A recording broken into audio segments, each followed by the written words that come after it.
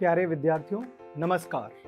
आशा करता हूं कि आप सभी तंदुरुस्त होंगे और अभी भी आप में पढ़ाई के लिए उत्साह बना हुआ होगा।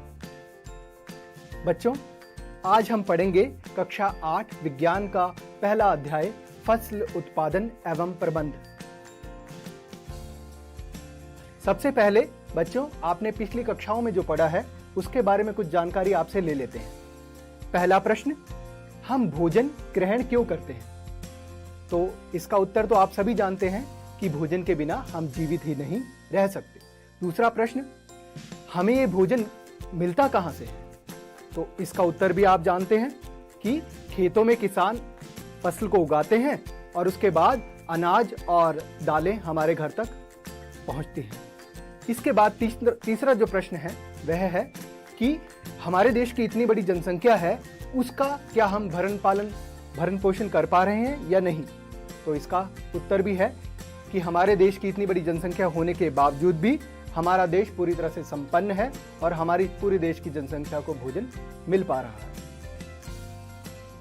बच्चों, आज हम सीखेंगे कृषि पद्धतियां, फसल उत्पादन आधारित फसल पद्धतियां और भंडारण। बच्चों, सबसे पहले हम जानते हैं कि कृषि और फसल है क्या।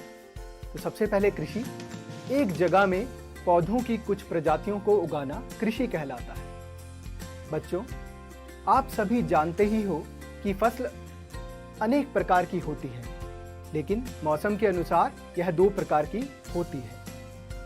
सबसे पहले खरीफ की फसल, वह फसल जिसे वर्षा ऋतु में बोया जाता है उसे खरीफ की फसल कहा जाता है। इसका समय काल जून से सितंबर तक होता है। इसके कुछ उदाहरण हैं धान यानी कि चावल, मक्का, मूंगफली, कपास आदि। इसके पश्चात हम दूसरे प्रकार की फसल की बात करेंगे जो कि है रबी फसल। यह फसल शीत ऋतु में बोई जाती है और इसका जो समय काल है वह है अक्टूबर से मार्च तक। इसके कुछ उदाहरण हैं गेहूं, चना, मटर, सरसों इत्यादि। फसलों का वर्गीकरण करने के बाद अब बच्चों हम कृषि पद्धतियों के बारे में जानेंगे। अलग अलग फसलों को उगाने के लिए किसानों को समय समय पर अनेक क्रियाकलाप करने की आवश्यकता पड़ती है। इन क्रियाकलापों को ही कृषि पद्धतियां कहते हैं। ये क्रियाकलाप अथवा कार्य कृषि पद्धतियां इस प्रकार से हैं। सबसे पहले मिट्टी को तैयार करना, दूसरा बुआई, तीसरा खाद एवं उर्वरक देना, चौथा सिंचाई, पांचवा खरपतवार से सुरक्षा, छठवां कटाई और सातवां भंडारण। बच्चों, फसल उगाने के लिए सबसे प्रथम चरण मिट्टी तैयार करना है। मिट्टी को पलटना तथा इसे पोला बनाना कृषि का अत्यंत महत्वपूर्ण कार्य है। मिट्टी को उलटने पलटने एवं पोला करने की प्रक्रिया को जुताई कहते हैं। बच्चों, ये क्यों जरूरी है? जुताई करना इसलिए जरूरी है क्योंकि पोली मिट्टी में गहराई में धंसी जड़ें भी सरलता से श्वसन कर सकती हैं। पोली मिट्टी में केंचुओं और सूक्ष्म जीवों को वृद्धि करने में पूरा मौका मिलता है। जुताई करने से मिट्टी से नदीन भी बाहर आ जाते हैं। जुताई करने से मिट्टी कुदरती रूप से पोषक पदार्थों से भरपूर हो जाती है। यह सब कार्य करने के लिए कृषि औजारों की आवश्यकता पड़ती है। बच्चों, प्राचीन काल में यह कार्य हल के उपयोग से किया जाता था।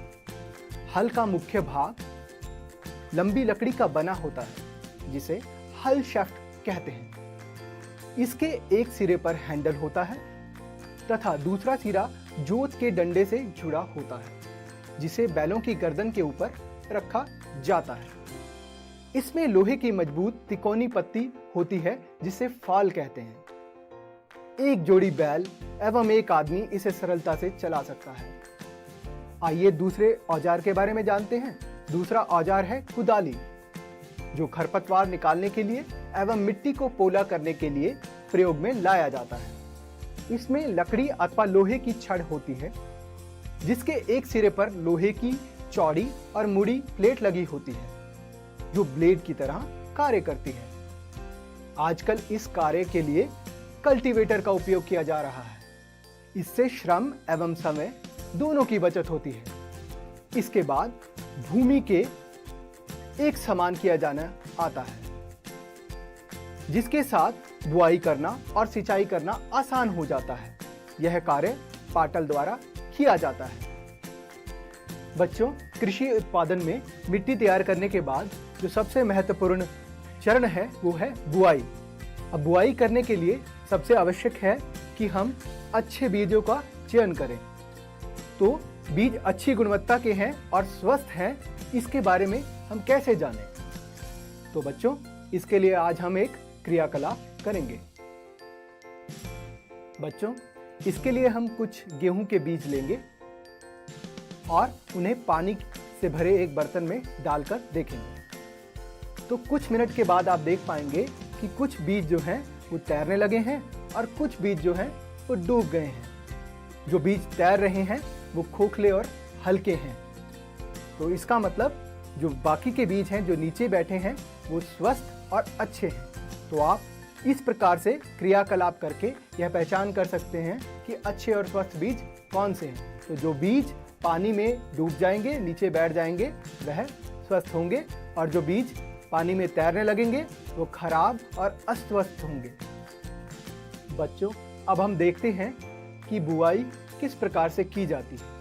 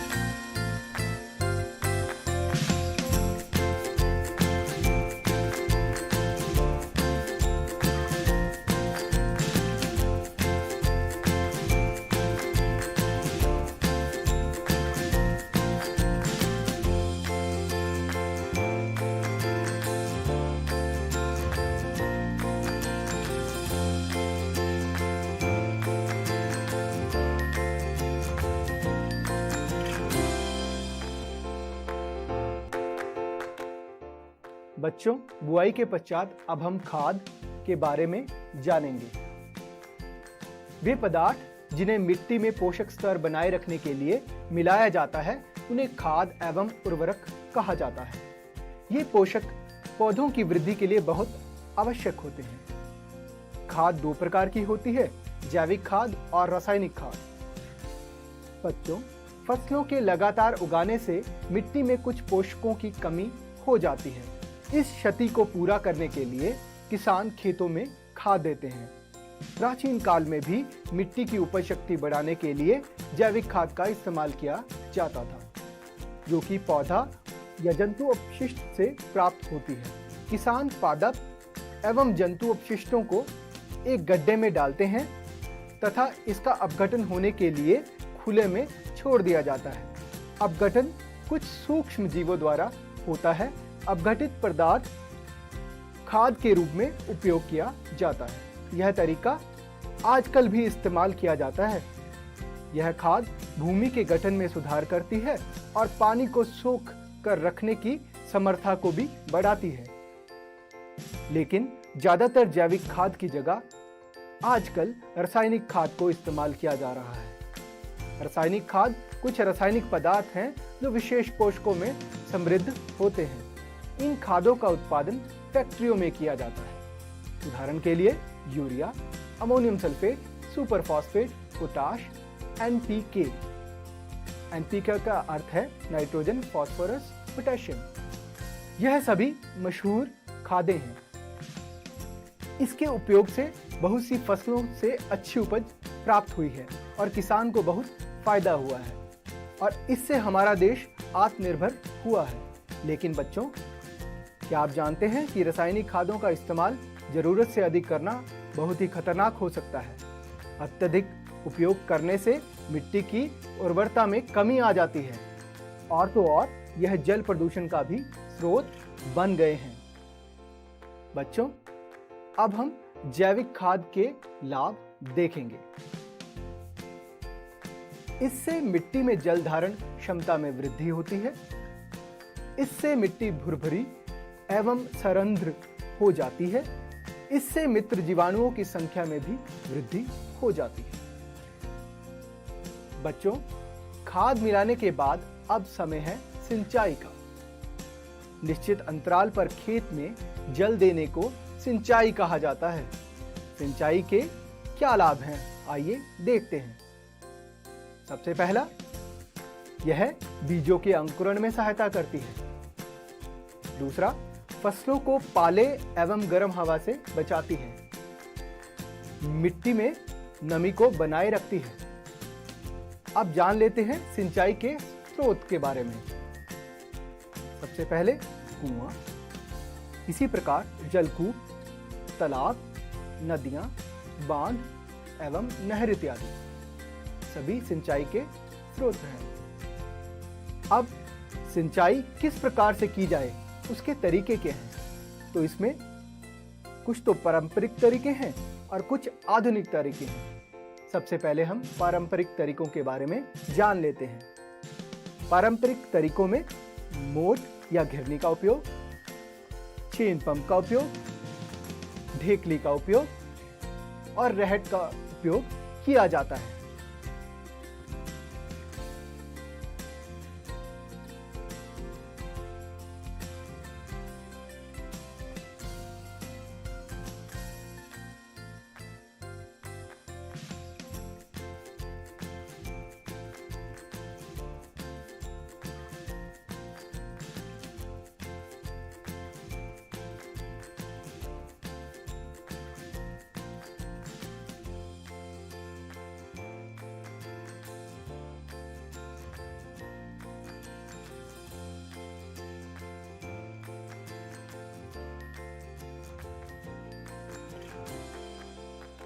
आजकल आधुनिक तरीकों का इस्तेमाल भी किसान कर रहे हैं, जैसे कि छिड़काव तंत्र,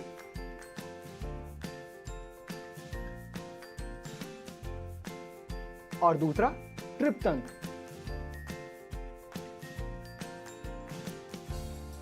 इससे पानी की बचत भी हो जाती है। बच्चों, सिंचाई करने के बाद खरपतवार से सुरक्षा बहुत जरूरी है। अब हम इसके बारे में पढ़ेंगे। खेत में फसल के साथ कुछ अन्य पौधे भी उग जाते हैं। इन फालतू अवांछित पौधों को खरपतवार कहा जाता है। खरपतवार को हटाने एवं उनकी वृद्धि को नियंत्रित करने के लिए किसानों द्वारा विभिन्न तरीके अपनाए जाते हैं। फसल उगाने से पहले खेत जोतने से खरपतवार उखाड़ने एवं हटाने में सहायता मिलती है। इससे खरपतवार पौधे सूखकर मर जाते हैं और मिट्टी में मिल जाते हैं। खरपतवार हटाने का सर्वोत्तम समय उनमें पुष्पन एवं बीज बनने से पहले का होता है। खरपतवार पौधों को हाथ से जड़ सहित उखाड़कर अथवा भूमि के निकट काटकर समय समय पर हटा दिया जाता है। यह कार्य खुरपी या हैरो नामक यंत्र से किया जाता है। आप देख पा रहे हैं निराई करता हुआ एक किसान। खरपतवार हटाने को ही निराई करना कहते हैं। निराई आवश्यक है क्योंकि खरपतवार फसलों के साथ जल, पोषक जगह और प्रकाश की प्राप्ति के लिए मुकाबला करती है। फसलों की कटाई के समय बाधा डालती है। कुछ खरपतवार मनुष्य एवं पशुओं के लिए विषैले भी होते हैं। खरपतवार हटाने के ढंग: हाथ से उखाड़ना, सीड ड्रिल की सहायता से इन्हें हटाना,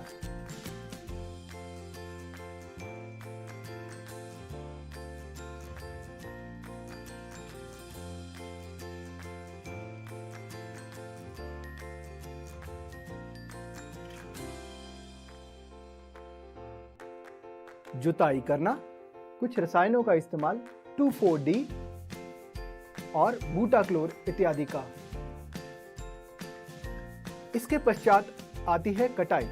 फसल पक जाने के बाद उसे काटना कटाई कहलाती है। एक अनाज फसल को पकने में लगभग 3 से 4 महीने का समय लगता है। अब हम जान लेते हैं कि कटाई के लिए कौन कौन से औजार इस्तेमाल किए जाते हैं। आमतौर पर कटाई के लिए दरांती का इस्तेमाल किया जाता है, लेकिन आजकल हार्वेस्टर का उपयोग किया जाने लगा है। इसके बाद हम जानकारी लेंगे थ्रेशिंग। काटी गई फसल से बीजों और दानों को भूसे से अलग करना होता है। इस प्रक्रिया को थ्रेशिंग कहते हैं। थ्रेशिंग के औजार कंबाइन या फिर खुद से फटक कर भूसे में से अनाज को अलग किया जाता है। इसके बारे में आप पिछली कक्षाओं में भी पढ़ चुके हैं। बच्चों, अब आप कटाई पर्व के बारे में जानकारी प्राप्त करेंगे। वैसे तो आप पहले से ही कटाई पर्वों के बारे में जानते ही हैं, तो क्या आप बता सकते हो कि कटाई पर्व कौन कौन से हैं? हाँ, बिल्कुल सही। पंजाब में बैसाखी, तमिलनाडु में पोंगल, आसाम में बिहू और केरल में ओणम। फसल की कटाई के पश्चात जो अगला चरण है वह है फसल का भंडारण। कीट, चूहों एवं सूक्ष्म जीवों से सुरक्षित रखने के लिए फसलों का उचित भंडारण एक महत्वपूर्ण कार्य है। अब हम जानेंगे कि भंडारण के तरीके कौन कौन से हैं। यदि भंडारण छोटे पैमाने पर किया जाना हो तो यह घरों में किया जा सकता है, जैसा कि हम करते हैं। घरों में धातु के बड़े पात्र या जूट की बोरी में इसे भर के रख लेते हैं। परंतु यदि इसे बड़े पैमाने पर किया जाना हो तो इसे साइलों या भंडार गृहों में रखा जाता है। फसलों को खराब होने से बचाने के ढंग। तो बच्चों, घर पर हम आमतौर पर ऐसा करते भी हैं। अगर आपने फसल को भंडारित किया है तो आप उसमें नीम के सूखे पत्ते या सल्फास की गोलियां डालते हैं। तो बच्चों, आज जो हमने सीखा है उसकी दोहराई कर लेते हैं। मौसम के अनुसार फसलों को 2 वर्गों में बांटा जाता है, यह हमने सीखा है। और फसलें मौसम के अनुसार 2 प्रकार की होती हैं, खरीफ की फसल और रबी की फसल। इसी के साथ हमने कृषि औजारों के बारे में जानकारी प्राप्त की, जिनकी सहायता से फसलों से अच्छी उपज को प्राप्त कर सकते हैं। इसी के साथ साथ हमने बुआई का सबसे पहला चरण, जो कि बीजों का चयन है, उसके बारे में भी जानकारी ली। और एक क्रियाकलाप किया कि किस प्रकार से हम जाने कि कौन से बीज स्वस्थ हैं। जैविक खाद रासायनिक खाद से ज़्यादा लाभदायक है, यह भी हमने जाना। निश्चित अंतराल पर खेत में जल देने को सिंचाई कहते हैं। अनाज का उचित भंडारण बहुत आवश्यक होता है, यह भी आज के वीडियो में हमने जानकारी। बच्चों, आज का पूरा वीडियो आपने देखा और बहुत सी जानकारी प्राप्त की। अब आपसे कुछ प्रश्न मैं पूछूंगा, आपने उनके उत्तर देने हैं। तो सबसे पहला प्रश्न, पौधों की एक प्रजाति को बड़े पैमाने पर उगाने को क्या कहते हैं? फसल, कृषि, खेत। तो इनमें से उत्तर है फसल। अच्छा बच्चों, अगला प्रश्न आप बताइए कि खरीफ की फसलें कौन कौन सी है? आप कोई 2 फसलों के नाम बता दीजिए। तो फसलें हैं चावल और मूंगफली। अगला प्रश्न है कि खेत में फसल के साथ उगे अवांछित पौधों को क्या कहा जाता है? तो बच्चों, आपका उत्तर सही है, खरपतवार। अच्छा बच्चों, अब आप किन्हीं 2 खरपतवार नाशियों का नाम बताइए। तो इसके उत्तर हैं, पहली खरपतवार नाशी 2,4-D और दूसरी खरपतवार नाशी बूटा क्लोर। अच्छा, अगला प्रश्न पूछते हैं, पानी में तैरने वाले बीज कैसे होंगे? बच्चों बताइए, अच्छे या खराब? तो पानी में तैरने वाले बीज खराब होंगे।